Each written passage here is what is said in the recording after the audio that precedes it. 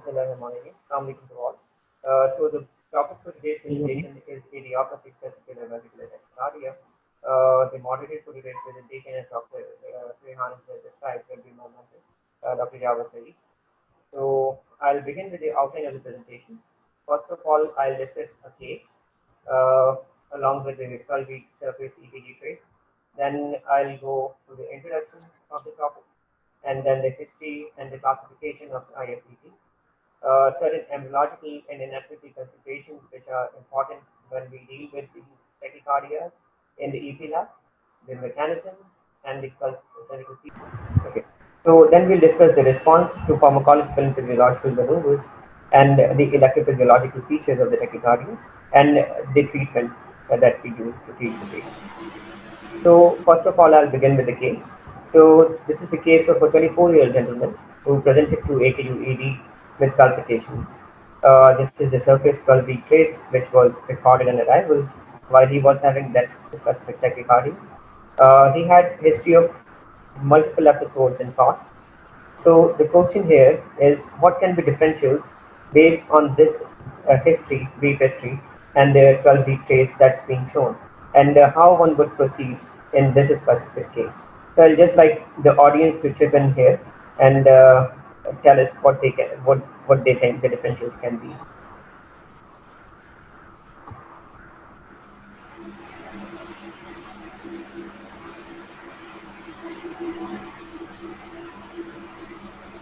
Any other fellows or faculty on the forum, maybe?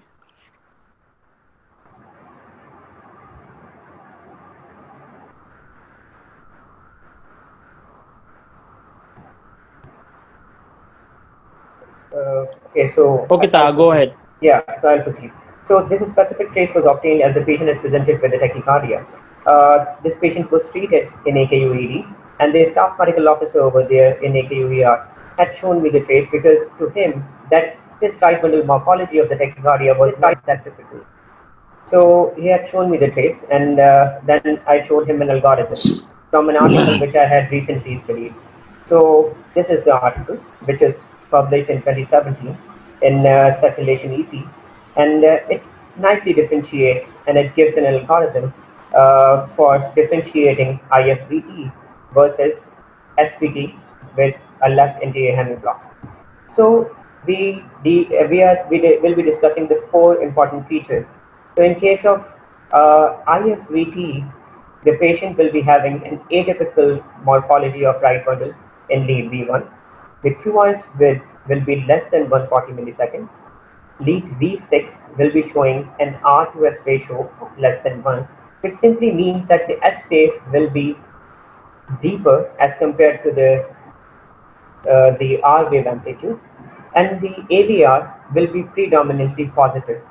If 3 to 4 out of these four criteria are there, then the tachycardia is more likely to be IFVT as compared to an SVT with right bundle and left anterior hemiblock with aberrant conduction.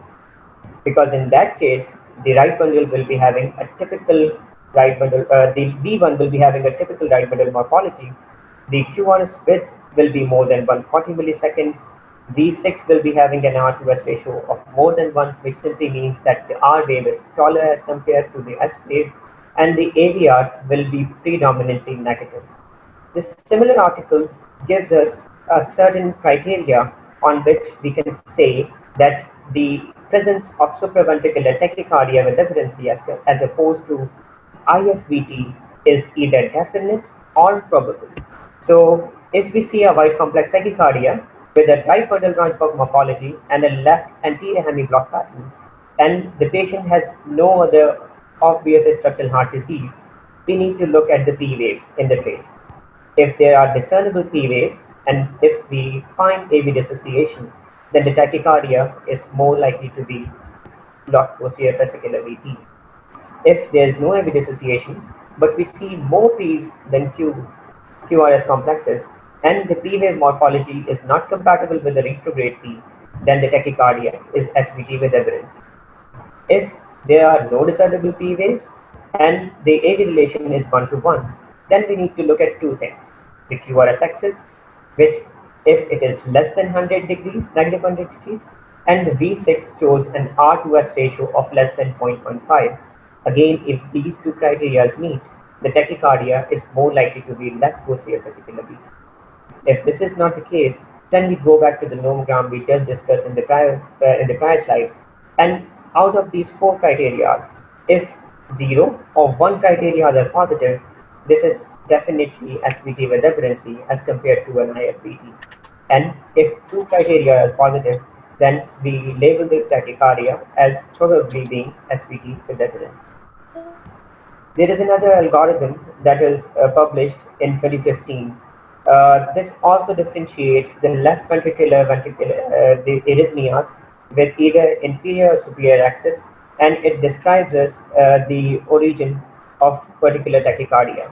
So, if we have a left ventricular VA with an inferior axis and the QRS width is less than 130 milliseconds, it is more likely to be fascicular in origin. On contrary to it, if this is not the case, and there is a positive precordial concordance, if this is, then the tachycardia is likely to be of mitral origin, mitral annular origin. Sorry. If this is not the case, then the origin is more likely to be of papillary muscle. If we have a left ventricular arrhythmia with the superior axis, then we need to look at the lead V5. If the R wave is greater than S in lead 5, then the origin is likely mitral annular. If this is not the case and V1 shows an R wave less than R prime, then this is more likely to be of fascicular origin, and if this is not the case, then origin is more likely to be papillary. This is the trace of the particular patient that I had shown earlier. This trace was recorded in AKUED once the patient was given verapamil in ER. So here we can see that the patient was still transitioning and is showing the narrow QRS morphology along with the PVCs. So I go through the introduction. One thing about these guys, especially for the fellows, is although obviously these are various algorithms which have developed, but the principles of differentiating VT from SVT is always the same, that you obviously look for if there is an AV dissociation or not, there are more P waves or not in SVT. So remember, these are algorithms, but none of these algorithms are 100% sensitive. And the differentiation obviously is a combination, differentiation between fascicular VT versus mitral annular ventricular tachycardia, between SVT, and it depends on the principle that you have been taught through and through. So yes, these are there to help you, but always makes a sensible decision about the diagnosis by taking into account all of your previous teaching about it. So take these algorithms once you obviously have diagnosed VT, and I say take it with a pinch of salt and don't just believe them 100%.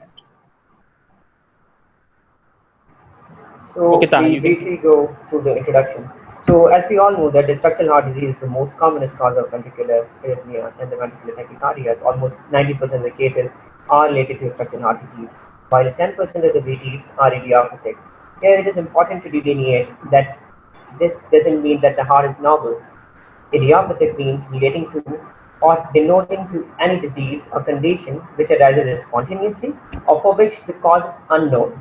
It doesn't simply mean that the heart is normal. Among idiopathic VTs, ventricular outflow tract VTs are the commonest, followed by the idiopathic fascicular VTs, which we'll be discussing today, and they account for almost 7 to 12% of the ventricular tachycardia of idiopathic origin. Out of IFVTs, left posterior fascicular VT is the most common form of IFVT. This particular form shows us a narrow QRS morphology with a QRS duration of 120 to 140 milliseconds, despite it being VT with the right bundle, because it originates from the regular conduction tissue of the heart. So I have described the brief history of IFVT on this slide. So it all started when Zipes and colleagues, they showed us uh, the tachycardia that is having a right bundle branch block along with the left axis deviation on 12B place. And they described this tachycardia in the patients with a structurally normal heart.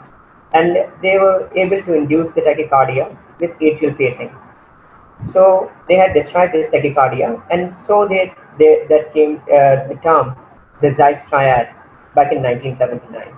A few years later, Belhassan and colleague, they described the sensitivity of this particular tachycardia to verapamil, and so this tachycardia, now as we know, has been named the Belhassan's VT. Almost 7 years later, Ovi and colleagues described the entire fascicular entity of this similar tachycardia. Here, the trace was showing right bundle branch block morphology along with right axis deviation. Recently in this millennia, in 2002, Nagami published his work and described the rarest form of IFVT with the left septal form origin. So here I'll go through the classification as we have discussed in the history briefly. The commonest form is the posterior fascicular variant. The QRS width here is less than 120 to 140 milliseconds. The QRS morphology shows a right bundle branch block pattern with a left axis deviation. It starts in the upper septum near the bundle of his and in the variable sensitive zone, and it travels to the apex in the posterior fascicle, and the posterior fascicle is the antegrade limb of the tachycardia. The second entity is the anterior fascicle variety. Here again, the QRS morphology is not that wide. It is 120 to 140 milliseconds. It is also having a right bundle morphology, but the QR axis here is right axis, and here it travels towards the anterior fascicle, which is the antegrade limb of the tachycardia. In the upper septal fascicle variety, this is the rarest form of IFVTs. Here, the QRS width is really narrow, and at times we may not find the right bundle on the 12B trace as well. And the QRS axis may also be normal. Circuit is likely to involve a reverse path of the other two tachycardias as described above, and the two fascicles may simultaneously be recruited for the antegrade conduction, and the retrograde conduction is over the septal limb of the left fascicle. Left bundle. So I'll go through the clinical features. The tachycardia is mostly seen in men, almost 60 to 80% of the cases, and the age group that presents to us is in between 15 to 40 years. The commonest presentations are palpitation and lightheadedness, and the patient may also present with fatigue, dyspnea, and presyncope. Rarely, the patient may also present with syncope or sudden cardiac death, but these presentations have rarely been reported. Usually, the tachycardia presents with paroxysmal episodes, but it can also present in an incessant manner and with a sustained tachycardia leading to tachycardia-induced cardiomyopathy. The clinical course of the tachycardia is benign, and the prognosis is excellent. The response of tachycardia to pharmacological and physiological maneuvers. So, intravenous verapamil, as shown by Belhassan initially, slows the rate of the VT progressively and then terminates the VT. Post verapamil, VT usually becomes non-inducible. Lidocaine, adenosine, procainamide, sotalol, and amiodarone are not useful in termination, so we need to remember this. And so are carotid sinus massage and Wilson maneuver. It is also noteworthy to know that the fascicular VT can become adenosine sensitive when catecholamine stimulation, specifically isoproterenol infusion, is used for initiation of the tachycardia. Here I will be discussing briefly the anatomy of the conduction system. So, as we all know, the His bundle arises from the AV node and runs in the central fibrous skeleton of the heart like a cord. Left and right bundles arise at the junction of the membranous and the muscular IVS. The right bundle arises at an obtuse angle, and its distal third is more superficial as compared to the proximal part of it. The left bundle, on the other hand, is broader. It emerges below the non-coronary cusp of the aortic valve, giving rise to a thinner anterior fascicle and a broader posterior fascicle. So this is how much we learned about the left bundle when we are doing general cardiology, or we are in the initial part of our training. But the anatomy of the left bundle is a bit complex than this. So if we look at this this specific slide even, uh, this slide shows the number 1, 2, and 3 on the figure. So number 1 depicts the anterior fascicle, number 2 depicts the posterior fascicle, and the septal fascicle, and number 3 depicts the posterior fascicle. In almost 60% of the people, there will be a third fascicle, which is called the left septal fascicle, or the upper oblique, or the median fascicle. The width of the left bundle, as well as its length and the degree of arborization, it also varies significantly. There is potential significant cross-linking between the fascicles. The Purkinje fibers also vary in density and degree of arborization. This is important to know because it has certain implications when we do the ablations in the EP lab. If we talk about the embryological considerations, I'll be discussing the article from the Journal of Developmental Biology that is published in 1977 by Virat and colleagues. And they basically demonstrated the developmental events on the of the distal conduction system of the heart through the mice embryo. Their work on the mice embryo. So the bundle of His and the Purkinje cells, they have distinct embryological origins. The His bundle develops from the cluster of periodic acid positive cells around the primitive AV node, which then travel down the septal ridge to form the bundle, while the Purkinje cells are derived from the embryonic ventricular myocytes. So these two cells have different embryological origins. This is very important. The His bundle branches, and the ventricular trabeculae consisting of Purkinje cells connect to complete the formation of primary ventricular conduction system around day 11 and 12 of embryogenesis, and then they come close together to form the distal conduction system of the ventricles. This distinct embryological origin, potential for myocardial disarray during the complex period of development, along with the embryological variations as we have discussed in the prior slide, may provide a perfect recipe for embryogenesis, and this leads to IFPT. There has also been the description of false tendon as being the substrate of IFPT, and Perry et al. Have done a lot of work on this. So this has been described. This false tendon extends from the infraposterior wall of the free wall of the left ventricle to the septum, and it can form a macro re-entry circuit. Histopathologically, this is the active non-compacted extension of the Purkinje system, and its electrophysiological properties, i.e. the action potential duration and the refractory period, vary with the changes in the degree and the length tension application.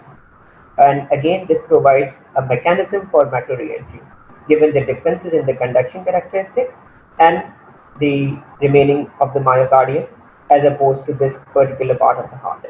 Transthoracic echo, ICE, and CMR may be necessary to identify these in patients presenting with IFPT, and there is significant association, as I have told already.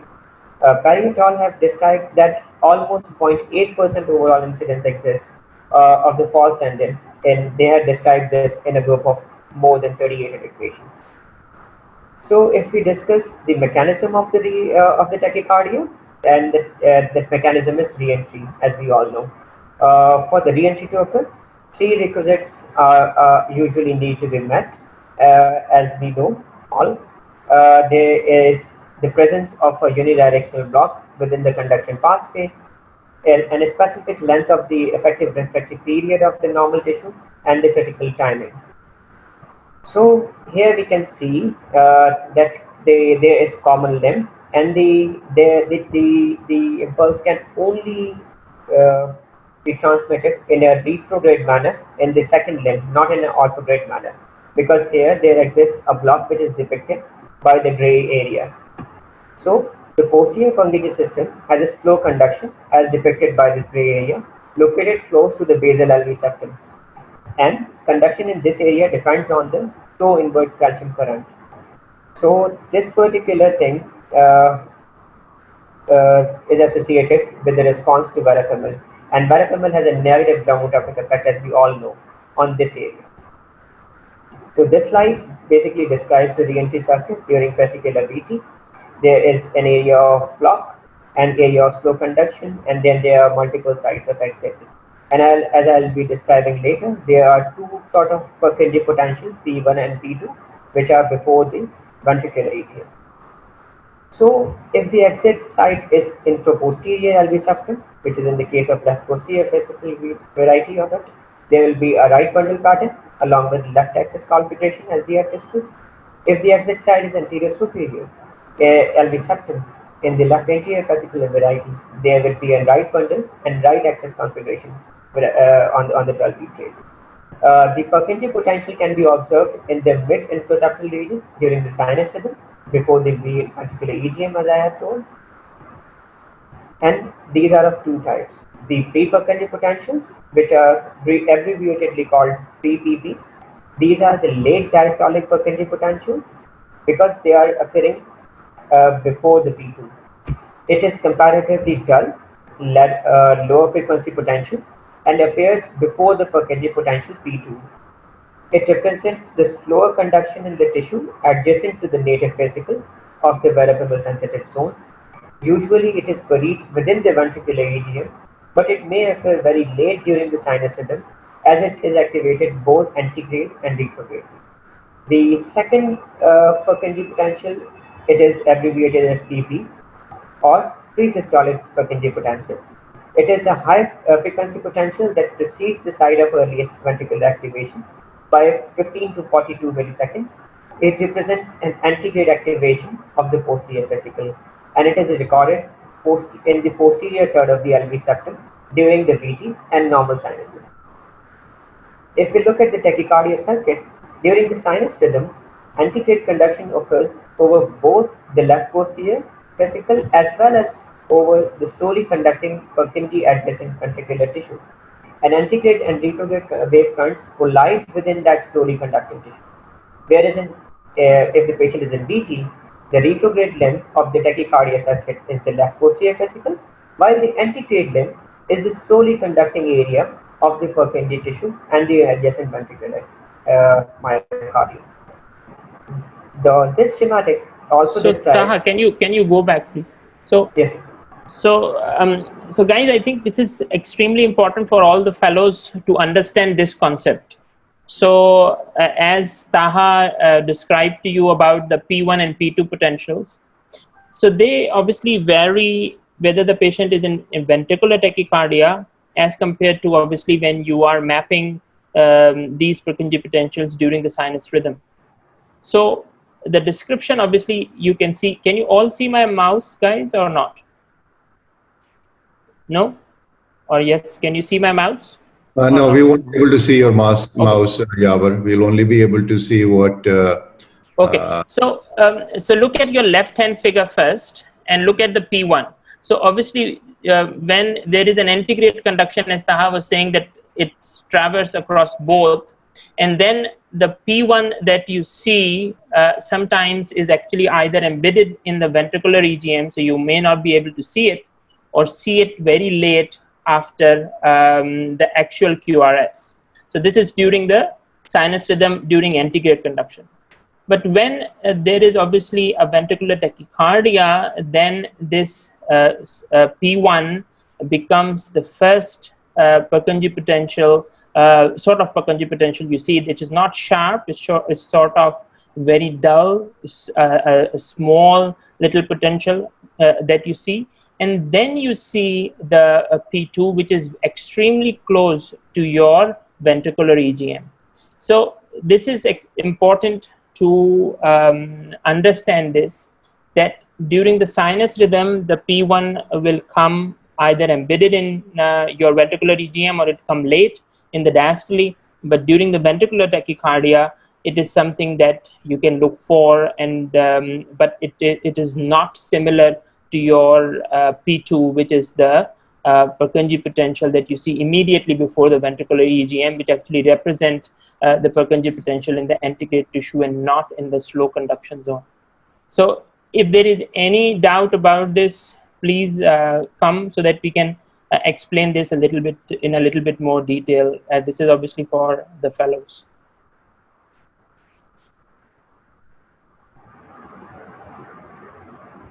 Okay, Da, I think probably we'll see at the end if they understand it or not. Okay. So this schematic represents the re-entry circuit, and as described by Leo et al., they postulated a macro re-entry circuit that comprises the decremental P1 fiber that connects to the left posterior fascicle at its distal portion and serves as its antegrade limb, and a portion of left posterior fascicle as well as septal ventricular myocardium that serves as the retrograde limb of the circuit, and a zone of slow conduction between the myocardium and the proximal portion of P1. So here, the mapping of the left interventricular septum during VT and sinus rhythm has been shown.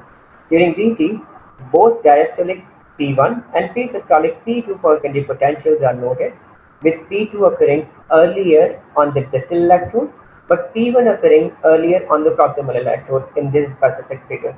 During the sinus rhythm, only the pre-systolic potential, which is abbreviated as P2, is observed in the figure. In this figure, we can see this is an exemplary figure from a case of left posterior fascicular VT.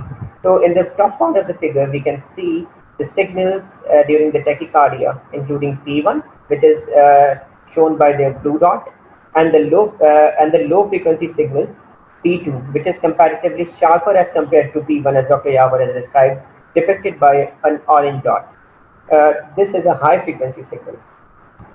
In the bottom part of the figure, the block in the components of the circuit with the return to P1 but without conduction block back to P2, we can see the P1, which is a low frequency signal. So this particular slide shows us that how the tachycardia circuit occurs in the three entities: the left posterior fascicular VT, left anterior fascicular VT, and the rarest form, the upper septal variety. So in these specific tachycardias, we'll be having distinct morphological features on the 12-lead ECG phase as well as we have discussed. So now we go on to the tachycardia induction and entrainment. The tachycardia induction is achieved through programmed stimulation of the RV apex. The critical conduction delay in the Purkinje system, atrial pacing, and it is around 25 to 40% of the times may not be possible to induce. There is block in the normally conducting posterior fascicle. This is antegrade down the slowly conducting Purkinje fiber, which is P1. Then it conducts retrogradely via the normal Purkinje fiber, which is P2. There is manifest entrainment from the RVOT closer to the entrance side of the area of slow conduction in the reentrance circuit, located near the base of the LV side. So in these slides are a bit busy, but I'll just go through them a bit quicker. So if we look at the first three approaches, these approaches are of lesser utility, and if we map the earliest ventricular electrogram during VT, or if we do entrainment mapping or the phase mapping with a fixed output, they have a lesser utility, because if we go back to, if we just recall the previous concept, there is an arborization of the Purkinje system. This makes it difficult to use these approaches. The approaches which are more useful are targeting the earliest fascicular signals. This approach has a moderate utility. In this approach, we use the mapping of the earliest fascicular and the Purkinje potentials during the tachycardia. The benefits are that the mapping of critical components of the circuit, the mapping of the critical components of the circuit rather than the secondary. Maybe if we can mute the mic who's not presenting, that will be helpful. Sorry, you can go ahead. Yes, sir. So the pitfalls of this particular approach is that the most fascicular VT entrainment and thus the earliest signal is relative because the VT is re-entrained.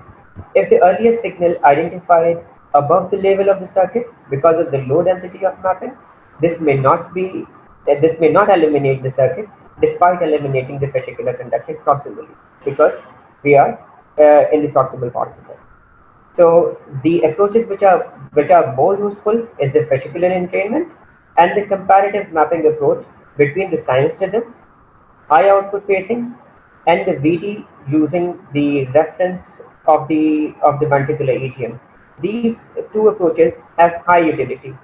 In these approaches, I'll just discuss them briefly. In the fascicular entrainment, we stimulate locally at the site where the fascicular and the Purkinje signals are seen to capture the local fascicular fiber. The cycle length of pacing should not be determined by the fascicle to fascicle timing rather than the QRS to QRS timing because of the potential for multiple secondary exits of the cycle length.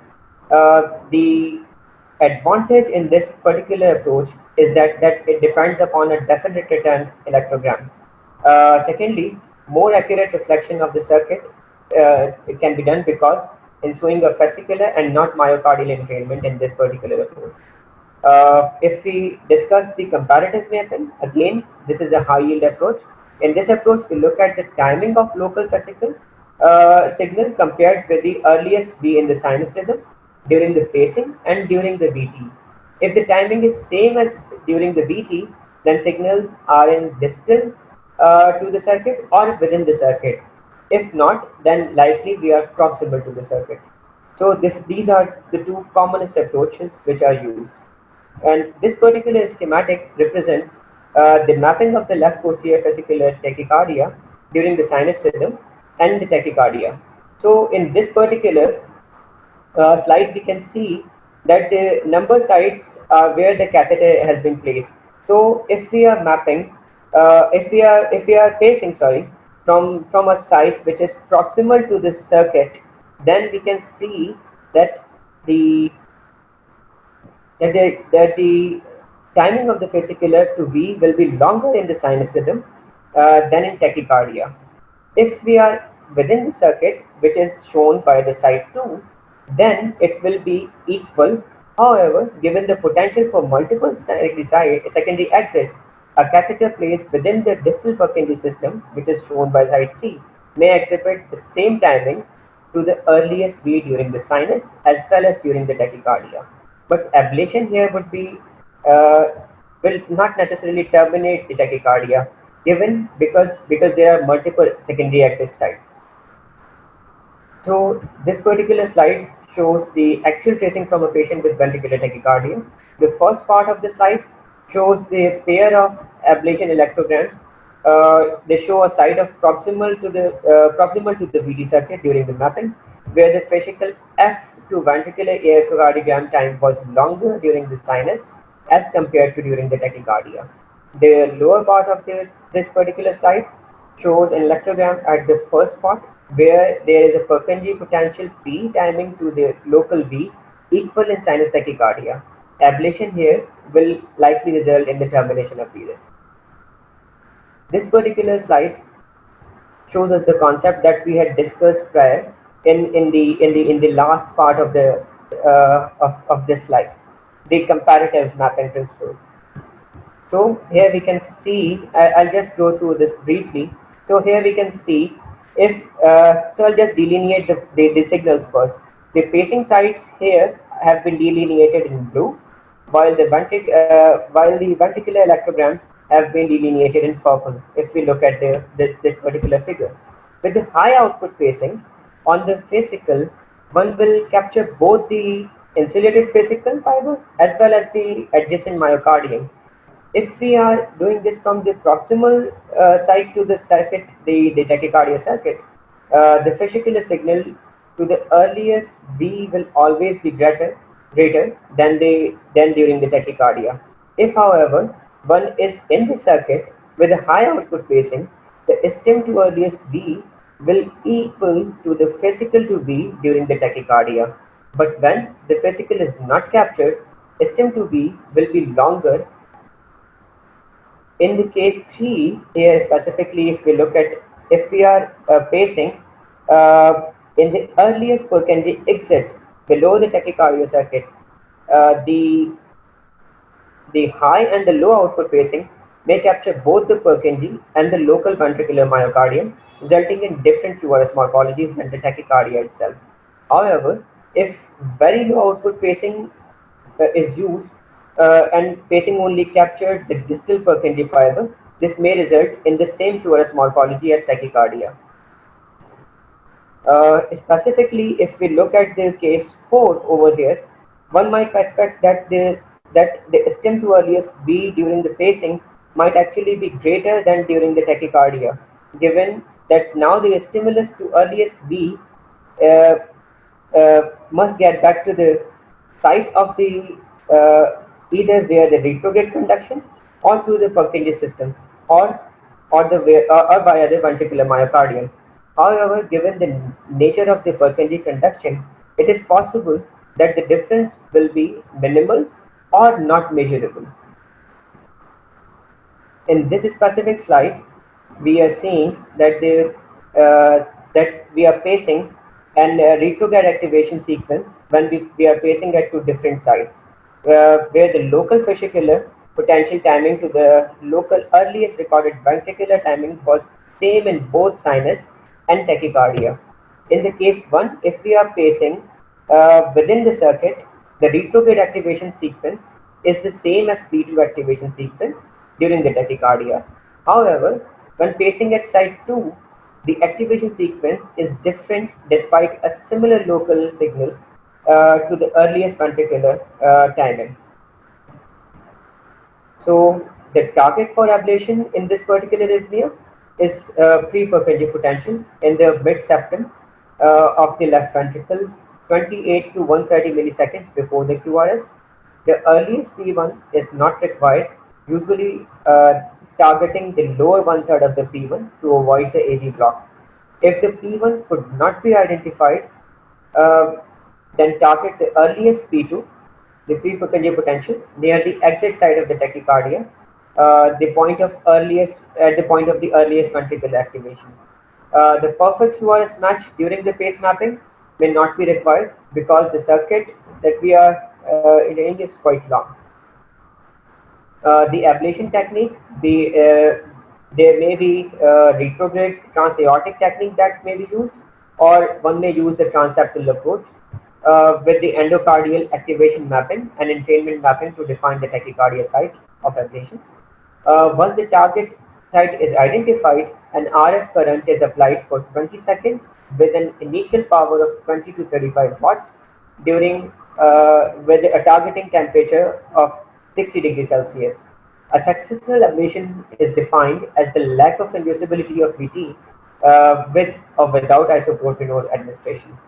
The acute success rate is almost around more than 90%, with a recurrence rate of 7 to 10%, and most recurrence occur within the first 24 to 48 hours of the procedure.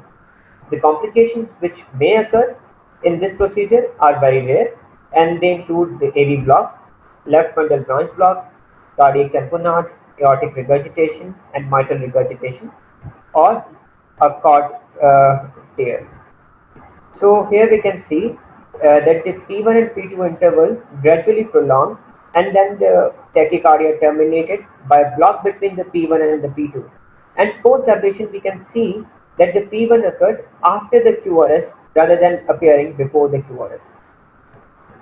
So now I'll be showing the actual traces from the case that Dr. Yawar had done, and I'll request Dr. Yawar to kindly explain the traces.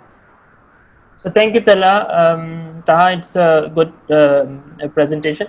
So all these mapping techniques that Taha is described, I think the easiest one obviously is to target the fascicular potential where you can find P1 and P2.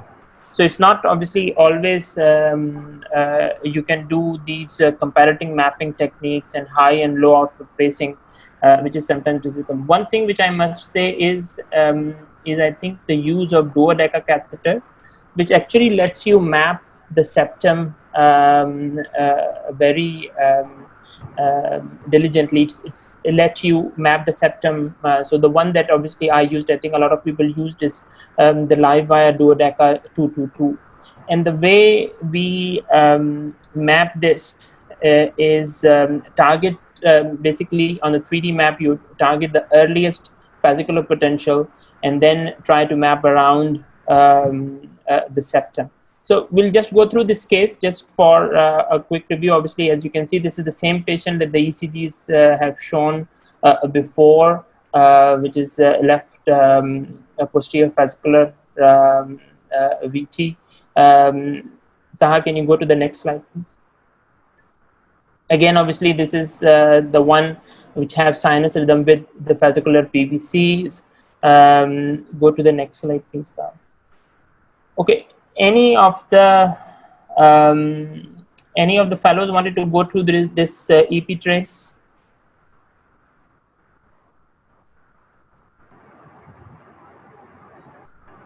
Just so it's just a basic concept. It's not a trick question. Just for you guys to understand when you look at the EP trace. Just to it's not a trick trace. If nobody is going, then I'll just quickly go through it. Okay. Okay, so I just quickly go through it. So the reason I put this slide up is just to understand and tell you the concept that obviously if you look at your surface ECG or 12-lead ECG, which is shown on the top, you can see the ventricular tachycardia, which obviously then correlate with the duodeca catheter, which is being labeled from 20 to 1, and they are all coming in line with the RV apical catheter as well. And then on the, go back please, and then obviously Taha, go back please. So here, this slide, it actually just tells you that there is AV dissociation here. So this is just a slide to stress the point that the basic principles always apply when you start an EP study. When you see this and you see more V's than A's, and obviously there is AV dissociation, which is being clearly depicted here. If you pick that up, you make your life a lot easier. Okay, next slide, please. And this one just actually shows you the duodeca and the mapping of the earliest fascicular potential that we did. Here, obviously, where it is marked, I'm really sorry that I cannot use the pointer here. Let me see. Can you see any annotation on the? Yes, we can see. Yes. You can see the annotation? Yes, we can. Oh, okay. So that's good. So, so at least if you guys can see here if you just concentrate on this the duodeca activation. So the duodeca 20 is actually being placed along the septum, and this one obviously is the RV apical catheter just at the bottom. And here you can see the earliest at duodeca 10. So if I just point it out here, so obviously here obviously in this one, and then I undo it so that eraser, I just erase this one. So if you can see here, this is actually the area where we mapped. So this is with the duodeca catheter, we mapped the earliest fascicular potential. This is obviously not as something obviously which you may be able to see with your ablation catheter. That's what we have realized, that with the live wire duodeca 222, it's very easy to see the fascicular potential and clearly. And the other thing on this similar one is if you can see, if I can convince you that. So if you see, just when I point my the annotated, there is a little area, again, sorry. So this is a little area here in the middle, which I think if I convince yourself, which I feel that this could be the P1 during mapping, which you can see. So what we have done this is actually while mapping, we make a location point on our 3D map with this. And then again, if we go further along the trace and see what happened. So if we go further along the trace, and then if we can concentrate on this area and see what happens to our, so here obviously if you look at the QRS complex in our ECG leads, so you can see there obviously is a ventricular activity. So the tachycardia cycle obviously breaks here. And if you see and compare the fascicular potential in both one, then you can see that there may be an area later down which you can say that it may be a P1 just around here. So again, it's difficult to see on this one. Okay, next slide, please.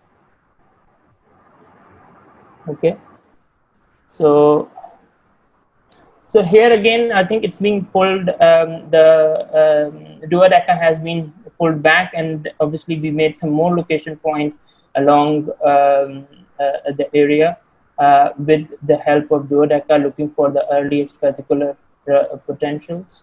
Okay, next slide, please. And here, obviously, again, I think this is with the ablation catheter, and now we are actually at the same sort of a position, and here it's difficult to see the P1 even with this is obviously the sinus rhythm with the ventricular activity. So here again, it's very difficult to see the P1. Okay, next slide, please. And on this one, you can see that we make location points in the areas which is in the mid to late septum, and the one which is circled with yellow is where we were successful. Next slide, please. Again, this is just to show that area that we made the location point, and then we start ablation.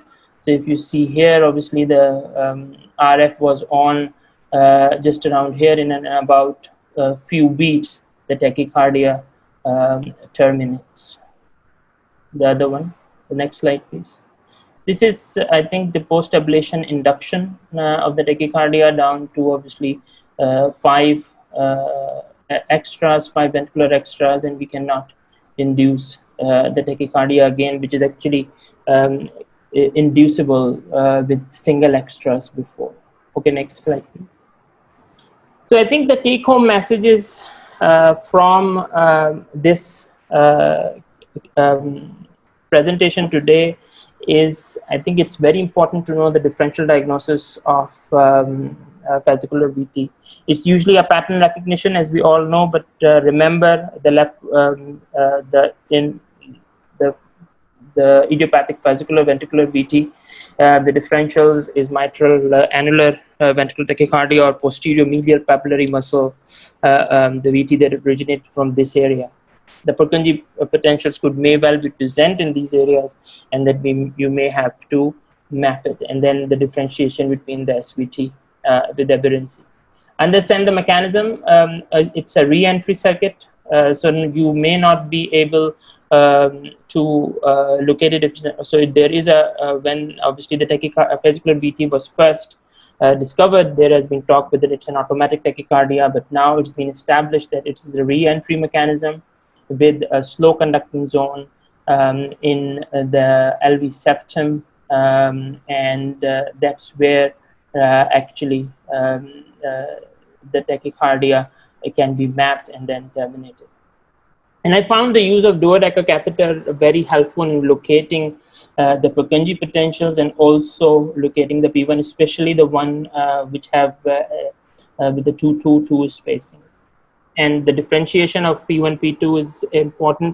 If you can distinguish it, that whether it is at P1 and P2 potential, obviously you can do the comparative mapping on comparative mapping on this when you locate the P1 and P2 and then confirm where the location of the circuit is before you go on to ablate, and potentially can prevent bundle branch block.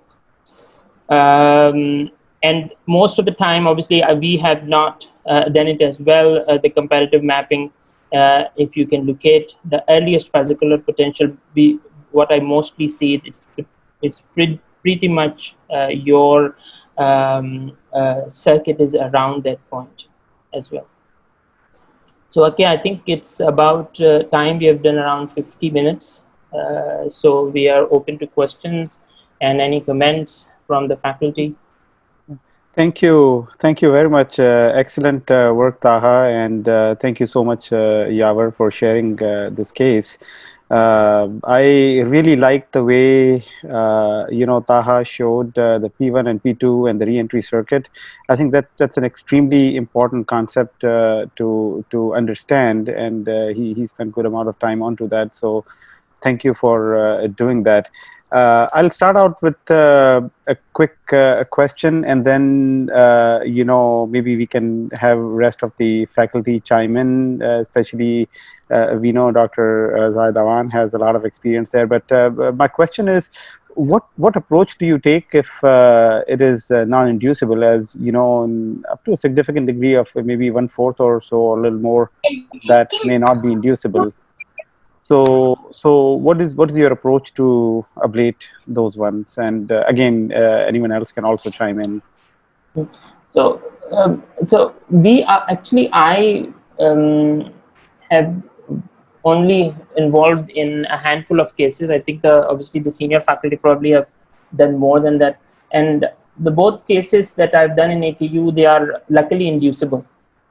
So I don't have to come across this.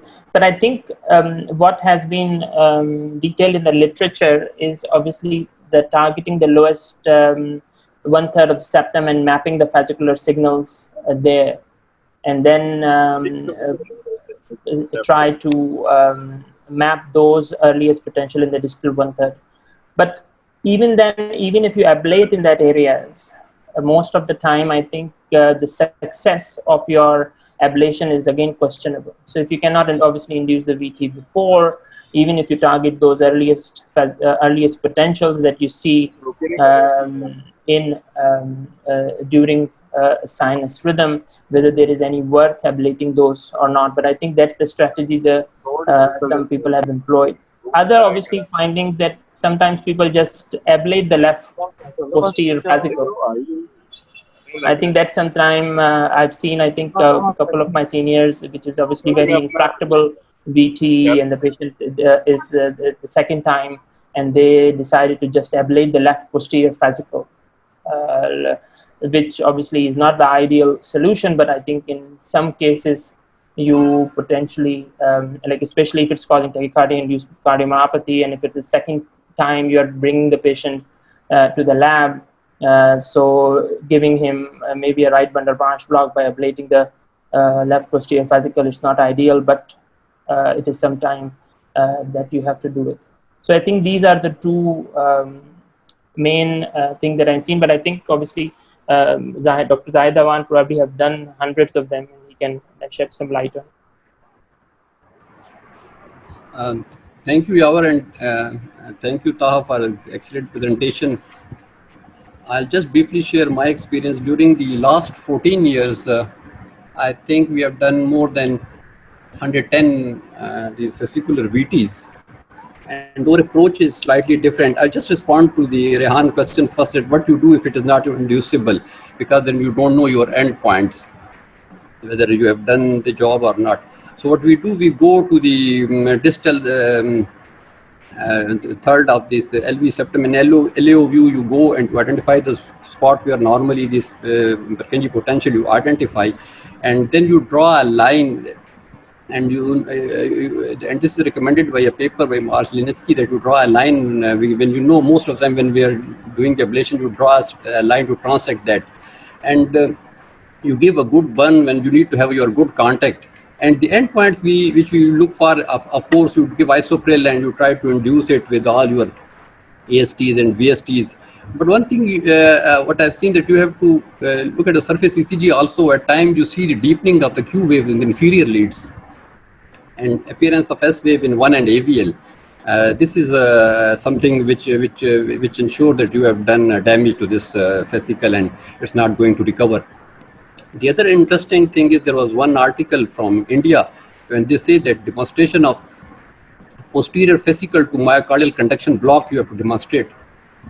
That is that when you do before doing the ablation, you see the Purkinje potentials you see, and you keep eye on the distance from the ventricular EGM. And after the ablation, you see their diastolic potentials, and then you measure these the distance between initially you measure the distance between the fascicular potential and the V, and after the ablation you measure the distance between the ventricular EGM and the fascicular potential. So these are the three, because the endpoints are very important. So you need to have your endpoints. If you now onward, if you're when you're doing your ILVTs, if you look at the potentials and once you burn them, there is a slight reduction in amplitude. See, there is the concept that people keep on burning that to get rid of the potential. This is not like pulmonary vein ablation that you will get rid of this thing. It's there, it's a long, it's a conducting channel. So you don't need to chase, otherwise you will end up with blocks, you will come proximal, and that's. I hope you got my point. Yes, that was very very helpful. Thank you for sharing that. There are a couple of other questions and comments. Dr. Abdul Manan has requested that if you could share the fluoroscopic images. So if you want to post it later, that might be helpful, or maybe send it over. No, sorry. Sorry, go ahead. Sorry, Rehan, you're asking me? No. I was just reading one of the comments. I think Manan had requested that maybe because you mentioned. Yes, ideally we should have the fluoroscopic images. The problem was that we want to put the fluoroscopic images, but the images was unfortunately not stored because the lab, our EP lab, is being refurbished at AKU, and all unfortunately got lost. Yeah, no, I think as Dr. Zahid was mentioning, maybe when, for example, when it's non-inducible, and Dr. Zahid mentioned about the distal third of the septum and then the LAO view that he was mentioning, I think might be related to that too. So at least fluoroscopically, you have an idea where exactly, Dr. Zahid was mentioning. Sorry, Rehan, if you permit, we'll just add, this is very important. Yes. Once you identify it in the LO, you always go back and look at it in the LO, and you go back to the RO, because in RO you confirm your posterior position. At a time it's very posterior, and you can end up with block without realizing. So before ablation, always go and look into the RO 30 again, that whether you are not you are away from the HIS and the proximal conducting system. You identify it in LO 30, and you again reconfirm it RO 30, that you are not very proximal and you are posterior. In the RO 30, you will see that you are posterior, because this is your posterior fascicle you are targeting, not anterior. So that will help you. And if you are having, most of the time you are having your RV catheter, you can take that RV catheter as your landmark. It's in the RV apex, you know where is the septum, and then you can figure out the position of your ablation tip catheter in the LV and from the RV, so you can have an idea that where you are going. You have to be very careful. We have seen, not in our center, but I have heard that people have got blocks while ablating LVT. So positioning is very important. I'll make a couple of comments about that. Sorry, that was an excellent presentation with a very good review of the mapping of fascicular tachycardia, and congratulations on getting that tachy, because it's lovely when they go away, because for the patient it's really important. When you've got inducible tachy in fascicular tachys, then usually you can map these and ablate them with a single ablation, essentially. because when you can get down to the turnaround point of the tachycardia circuit, and you identify those, which I think would have been shown very nicely by looking at the P1 and the P2, when those P1 and P2 are very close together, you know that you're in the right region. And when you go down there, you can map down the fascicle and look at the relationship of the fascicle for the P1 to the P2 and go down. You can get down to the turnaround point of the tachycardia, and a single lesion will usually stop the tachycardia, and you'll get that. But I think what Zaid was saying, that when you can't induce the tachycardia, then you have to use this technique of linear ablation, where you actually go down to the fascicle, do a linear line across the fascicle, and then if you want to show, you can show exit block from the fascicle. But that linear ablation, I think, is really only applicable to when you have non-inducible tachycardia. Most of the time, you don't need to do a lot of linear ablation to actually try and get rid of the tachycardia. And the other things to remember is that we've done at least one case where the arrhythmia wasn't coming from the posterior fascicle, but was actually coming from the anterior fascicle. And you use very similar mapping techniques in the fascicle, but this is now right high up in the septum and going across the ventricle. And you can get these anterior septal fascicular tachycardias, which were described, I think, by Ohe. And again, you can use the same technique for ablating them. The most difficult ones are the ones which end up as being papillary muscle tachycardias, or they are tachycardias involving the tendon. Because A, it's very difficult to localize them, and B, trying to know exactly where they come from is very difficult unless you've got ICE. In other words, you've got intracardiac echocardiography to actually locate the structure where you're next door to. So I think this was an excellent case, but a very good example of how you actually map and ablate fascicular tachycardias. Thank you. Han, can I have? Yeah, absolutely. Normally in Pakistan, we have to make a cost-effective approach. We never use CD for ILVTs. And the other thing is that I'm not a strong believer of the P1, P2 concept. It was initially proposed by Nagami, and see, it was done in few patients, and only 64% of the cases he could demonstrate it. So if the rest of the 30% you cannot do, then you're in trouble. Again, it's difficult because the catheter which she was using, that was octapolar with very 1.25 mm spacing, something like the PakHRS catheter from Cordis we used to have initially. So, and then if you're going retrograde, then you have to put two catheters. Yeah. Two transseptal, this femoral approach. So I think it's not from study point of view, from teaching point of view, you can present it. And there's another paper they've used the duodecapolar. Again, I think duodecapolar, as Dr. Yawar has presented, the duodecapolar in the mid-septum is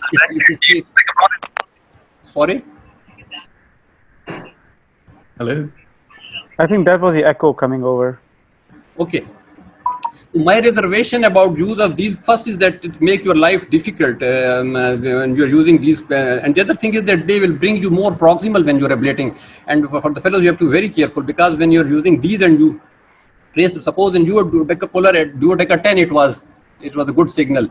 So you can imagine that if your duodecapolar is in LV and 10 is your earliest, so it means you are in the mid-septum and you're very close to get the block. Normally, the idea should be we have to be away from it. So I think this P1, P2 and tracing this concept and chasing these potentials, we can end up with problem. Normally I go away from the potential. And if you look at one of this concept, this was presented, this was from published in a Heart Rhythm journal, and it was this from this Cedars-Sinai Center. These fractionated antegrade potentials, they have the concept. I believe it's more like fractionated antegrade potential. You forget about the potential, Purkinje potential. You go and these are wide, low frequency signals, and you burn distal to those low frequency.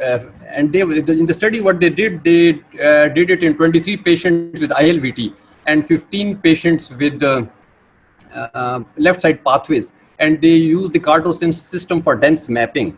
And all the patients out of 23 patients of ILVT, they could demonstrate these fractionated low frequency broad signals in the distal third of these, and they ablated. They could entrain from that point, and then there were no in the follow-up, there were no recurrences. And the beautiful thing is that when I said earlier, the deepening of the Q wave in the inferior leads.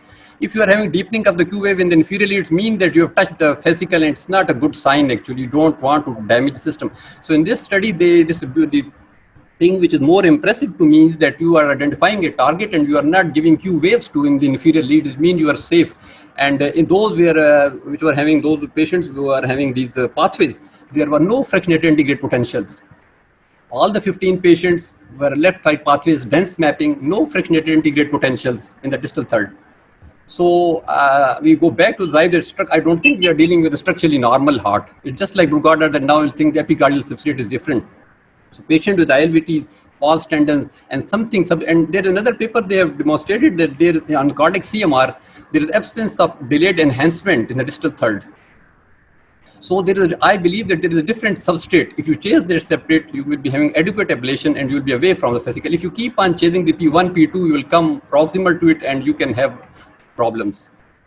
That's an interesting point, Dr. Zahid. Thanks for sharing that. And you have done a lot of these cases, so it'll be nice.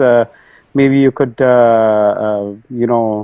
create a document or something and publish it from there. That'll be great. There is a very nice question, interesting question from Dr. Asad Salim.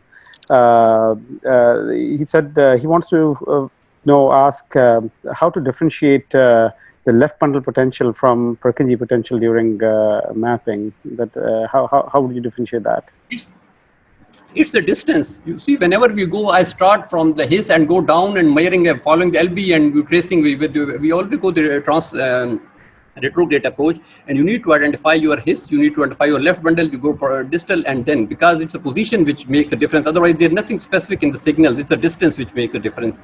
You have to be very careful. Absolutely, I think it's so. As Dr. Zaidawan is clearly saying that the distal third for all of us, I think, rather than going proximal, you probably end up with blocks and left posterior fascicular block. And you should target the distal third, and that's obviously the differentiating points. Otherwise, it will be very difficult to differentiate on the left bundle potential with these Purkinje potential. Okay. Actually, the learning curve is that if you are familiar in going to that specific area, then life become very easy. Normally, most of the time, our ablation time is 15 minutes. That's it. We never use this 3D, neither we can afford. But if you are familiar going to that, and the other thing with the people say that you have to burn it during VT. We never do it in VT. I don't know how in a fascicular VT is a very fast VT or something cycle like 300, and you are in the LV apex with a structurally normal small heart, and how can you maintain the contact and you will identify the potential? I don't know. I don't know how they did. Nogami did it, and he was able to identify P1, P2 in a tachycardia with a cycle length of 300. With so I have never seen those things. So we never ablate, because once you ablate, you give a partial burn, then you end up with recurrence. You need a very adequate burn. If you are burning during tachycardia, by chance you will hit some part of it. It will not be there for say a couple of minutes or a couple of hours, and then it will recur. So in ILVT, you don't want recurrences. So for recurrence, you need to burn it during sinus rhythm, because I don't know. I'll ask for other opinions, but it's very difficult to identify P1, P2 with the ablation catheter. Yeah, absolutely. I think with the ablation catheter, it's very difficult to identify P1 and P2. The one obviously that we have, which is 4 millimeter spacing. Yes. So here we were lucky that the patient is actually having ectopics, which is obviously the bigeminal fascicular ectopics, but it's very difficult actually. So that's why I think that's where obviously we have used a 3D system. Obviously we cannot use it in all patients. It's to map where we have found the P1 and P2 and put a location point. And then obviously when you go back to that points and then ablate, it's not easy. And with ablation, it's very difficult. Only with ablation signal with the 4 millimeter spacing, it is very difficult sometimes to see P1, P2. There is one catheter from, I think from Boston initially. It was basically for Mahem pathways. The special catheter tip is 2 mm and very small distance, and on two sides they are they're specially made to identify the Mahem pathways. So I don't know, we cannot get it in Pakistan. If you can get it, especially I don't remember the name. So it's for Mahem pathway, the ablation catheter. I think that is a very important. If you have that catheter, it will make your life easy. It will be very easy to identify the potential. It's small. The tip is 2 mm and a close spacing, and it's a special type of catheter. The other thing is that when you are ablating this low frequency signal, you see when you are on the right point, just like in AV and RT, you get a junctional, or when you are ablating Mahem, you get these complex beats. Same in ILVT, when you're right spot, when you burn, you see a run of tachycardia and then it terminates. So this is one of the signs when you are on the right side. Otherwise, if you keep on burning and you're not see any induction of tachycardia, it means you are not at the right spot. Other thing is that if you're not getting it in a couple of minutes, you have to think whether you are dealing with the fascicular or papillary muscle. Because at times, all their residual criteria, all these things are there, but you never know. So if you are not successful and you see it keep on coming, then you have to relook whether you are not dealing with papillary. And if you are dealing with papillary, then I think it's very difficult on the regular. You need to have eyes to identify the papillary. So in 2-3 of the cases when you are having such problems are they recurred. So while we take the irrigated tip and we go with the eyes and to map the papillary muscles and see whether it's relevant or not.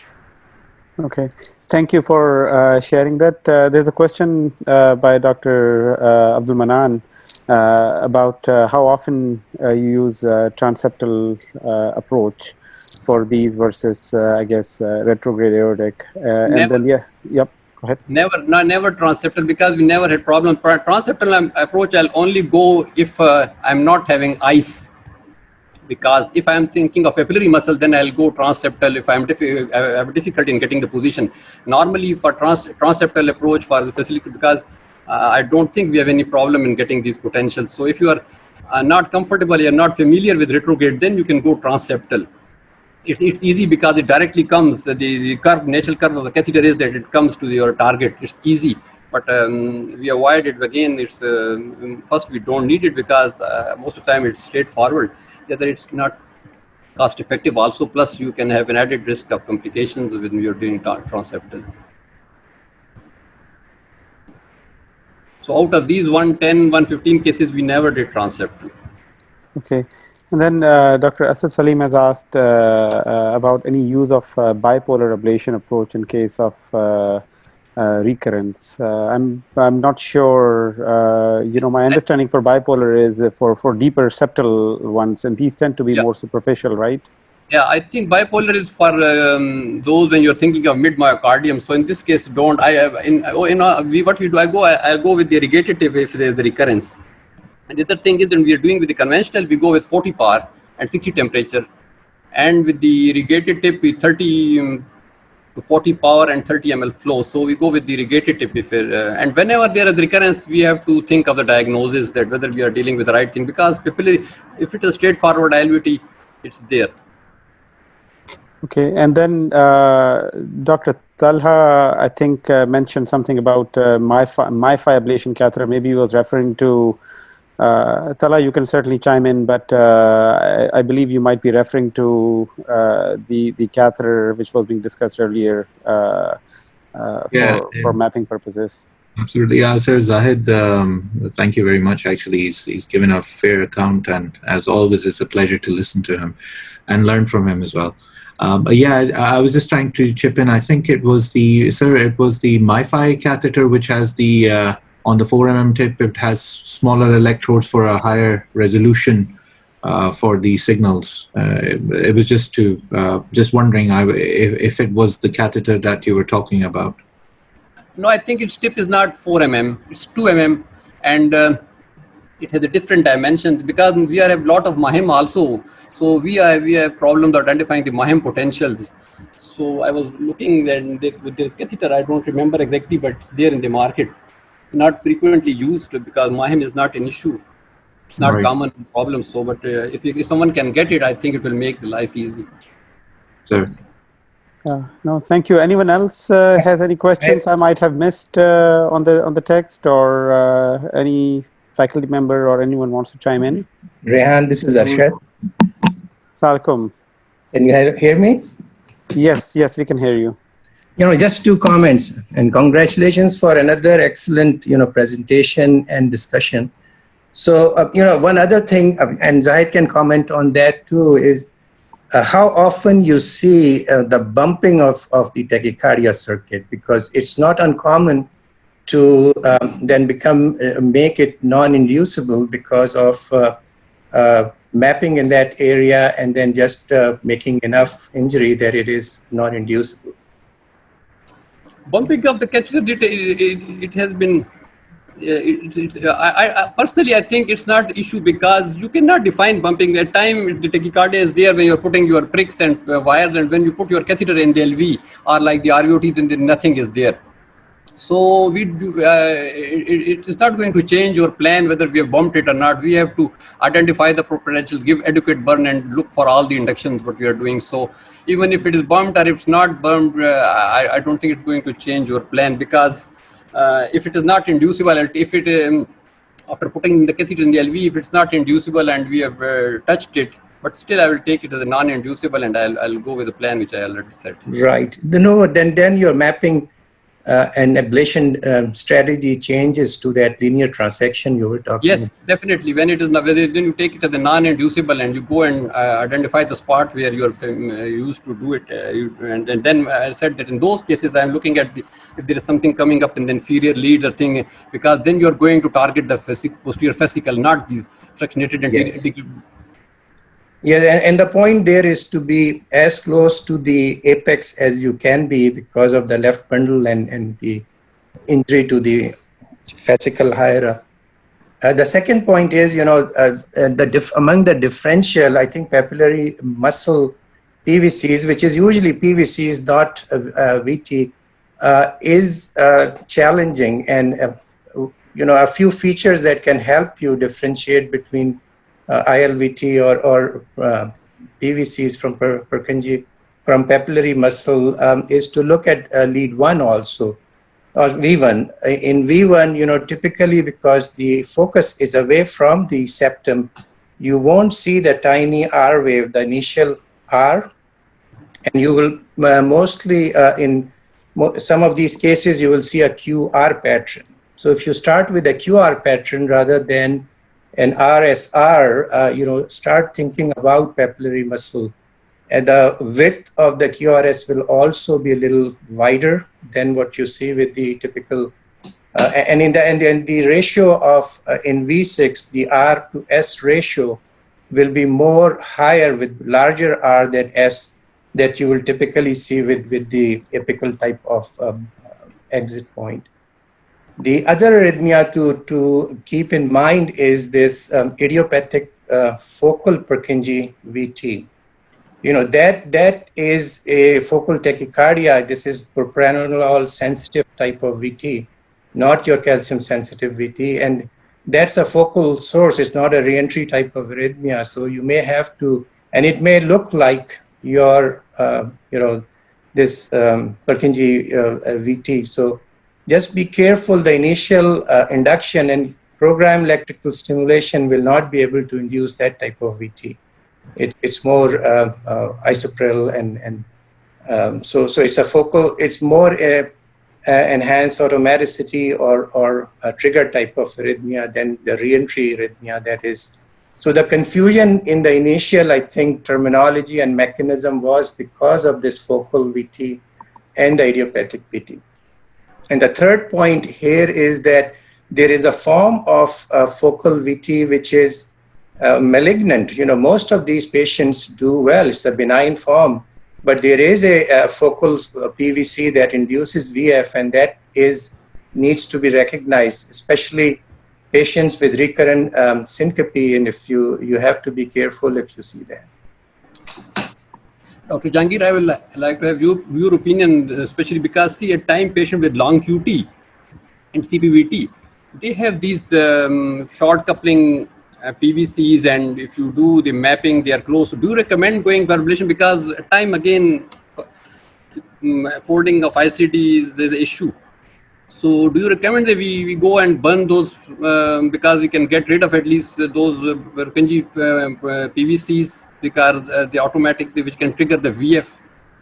And well, you know, I think there the recommendation will be if these for long QT, if these are not suppressible by the beta blocker, and a good dose of beta blocker, long-acting beta blocker, and their patients is having recurrent episode and ICD is not an option, then I think it's good to go and map it. And I think at least whatever the limited literature we see there, and you know, people publish positive results, so we have to be careful about that. But it is an option that you can target, and at least theoretically it makes sense, but otherwise it doesn't make sense also for a condition which is a channelopathy with a diffuse problem throughout the myocardium, ablating a single PVC focus, how it can take care of the whole issue. So at least it is a palliative type of care. It can help reduce the frequency. It's not a cure. It's not a, so if you don't have an ICD or you can't do sympathetic denervation type of approach, it's a reasonable, at least supported by some literature to do that. One thing I'll share that there are a few reports from India that with such type of VTs where we think that echo is normal and we take such a normal heart and right bundle branch go and burn this vesicle. Actually, we have to think of this tuberculosis and sarcoid also, because tuberculosis is very common here. So you have to do the other workup. If there is slight suspicion, look at the adenopathy and the XHS and all those tests, because then your approach changes. Otherwise, keep on burning on actually tuberculoma or a sarcoid. So in Pakistan and India, they have demonstrated that something initially treated as fascicular VTs were actually having sarcoid, and tuberculosis was the issue actual, which you can treat, and you need to differentiate it. The other thing is that we have seen in patient with myocardial infarction fascicular VTs. That when the septum is involved, and then you can target those also. Yeah. Thank you so much, Dr. Zahid, and thank you, Dr. Arshad Jahangir. We are already about 25 minutes over the time. So, if no one else has any other burning questions or comments, should we just try to wrap up? Anyone else has any burning questions? Dr. Azam, you want to have some closing statements? Rehan, thank you very much. Taha and Yavar, thank you very much. It was a wonderful presentation. Both of you combined well, and obviously, we were all quite looking forward to Zahid's comments on this presentation. I think the whole presentation was in a way set up for Zahid to discuss his experience, I suppose, and then I think both Jess's comments and Arshad's perspectives and giving us some little tidbits on other things we need to consider at the same time was very, very beneficial. So thank you very much, everybody. I would urge all our junior, senior faculty and fellows, if they would like to present for the next one, we're certainly be very happy to have more people come in and share their experience. This is a very informal, friendly group, and this would be it doesn't really matter whether how formal our presentation is. I think it's a discussion in the end that is jo sone pe suhaga hota hai har dafa. So agar anybody of the fellows want to present, please let Rehan and Zubair know. It will be wonderful to have you. Well, thank you very much. बहुत बहुत शुक्रिया सब लोगों का. Thank you everyone. Hafiz. Thank you. Thank you so much, Dr. Zahid and Azam and Rehan. It's been a pleasure to present, and looking forward to the next one. And thank you to Tala and Yara. Very good presentations. Thank you. Thank you.